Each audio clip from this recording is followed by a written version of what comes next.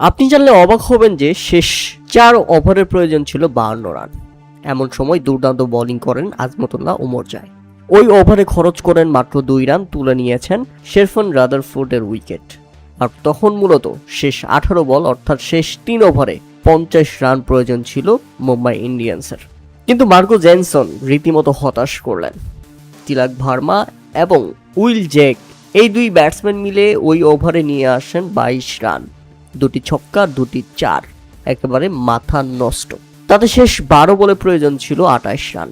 ওই ওভারেও বাজে বোলিং করে পাঞ্জাব কিংস। অর্শদীপ সিং দলটির প্রিমিয়াম বোলার 13 রান খরচ করে যান।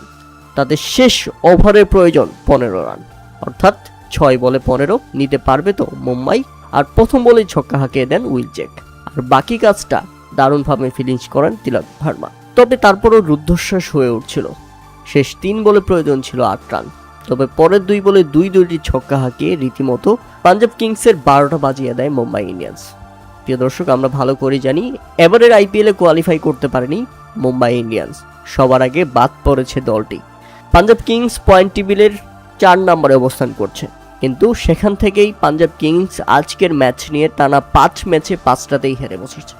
এখন তো পাঞ্জাব কিংসের সুপার 4-এ যাওয়ার দুশ্চিন্তা তৈরি হয়েছে, কেননা টানা 5 ম্যাচে 5 বার হারার পর রাজস্থান রয়্যালস এবং চেন্নাইয়ের দারুণ সুযোগ তৈরি হয়েছে। পাঞ্জাব কিংস শেষ পর্যন্ত কোয়ালিফাই করতে পারবে কিনা সেটা এখন বলা বাহুল্য। মুম্বাই ইন্ডিয়ান্স মূলত তাদের সেই এক হাত নিয়েছে।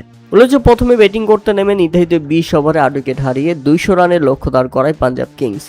দলের হয়ে সর্বোচ্চ 32 বলে 57 রান করেন পাপ সিমরান সিং। আর দ্বিতীয় সর্বোচ্চ 17 বলে 38 রান করেন আজমতুল্লাহ ওমরজাই।